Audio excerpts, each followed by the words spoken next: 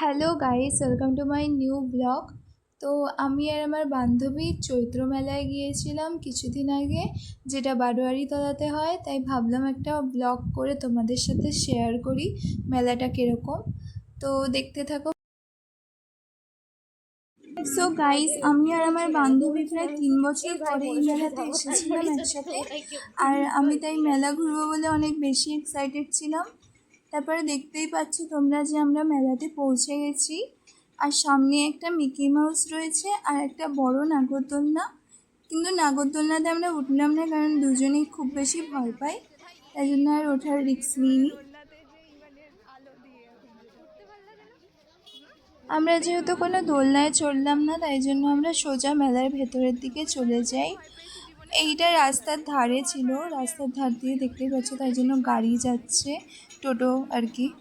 আর রাস্তার ধারে অনেক দোকানপাট বসেছিল, কিন্তু মেলার বেশি দোকান তো মাঠে বসে, তাই জন্য আমরা ভেতরের দিকে যাচ্ছিলাম আর যেতে যেতে একটুখানি ভিডিও করে নিচ্ছিলাম।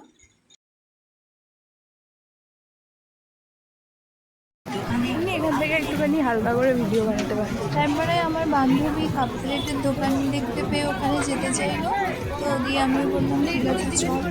তারপরে চল, কিন্তু ওর কিছু পছন্দ হলো না, তার জন্য আবারও আমরা অন্য দোকানে চলে গেলাম। সো গাইস, প্রথমে আমরা মেলায় ঢুকে চলে গেলাম মন্দিরের দিকে, কারণ মেলায় যেহেতু এসেছি আর ঠাকুরের দর্শন আগে করবো না সেটা কখনো হতে পারে না, তাই জন্য আগেই এই যে রাজরাজেশ্বরী মায়ের দর্শনটা করে নিলাম। দেখো গাইস, এটা পুরো দুর্গা পুজোর মতো পুজো হয় 4 দিন ধরে, আর ঠাকুরটাও এরকম দুর্গা ঠাকুরেরই মতন অনেকটা। তো তারপরে আমরা চলে গেলাম ভেতরে মাঠের দিকে। আর এখানে আরও অনেক বেশি ফুচকা স্টল, দোলনা, অনেক কিছু ছিল। আমরা ঘুরছিলাম এখানে। আর গাইস, এখানে পেছনে একটা স্টেজ আছে। এখানে মেলাতে প্রত্যেক সময় প্রোগ্রাম হয়, বাট তখন প্রোগ্রাম হচ্ছিল না আমরা যখন গিয়েছিলাম। তাই আমরা আবারও দোকানগুলোতে ঘুরতে থাকি।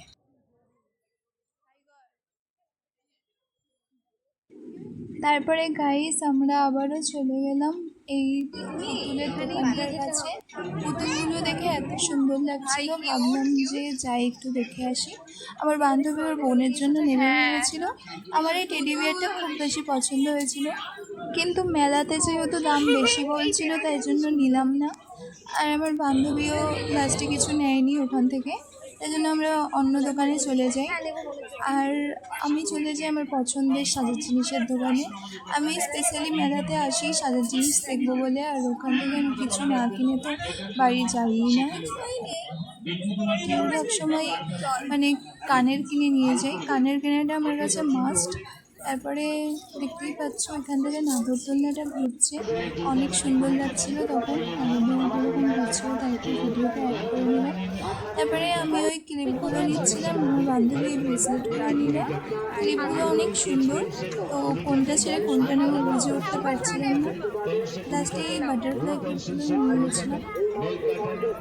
দেখতে পাচ্ছ এখানে কাপড়ের দোকান ছিল। এই তো এদিকে আয়। এ ভাই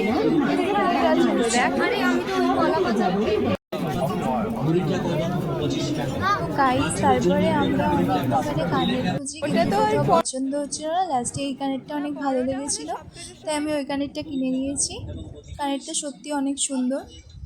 তারপরে আমরা চলে যাই অন্য দোকানে। অন্য দোকানে গিয়ে প্লেট খুঁজছিলাম।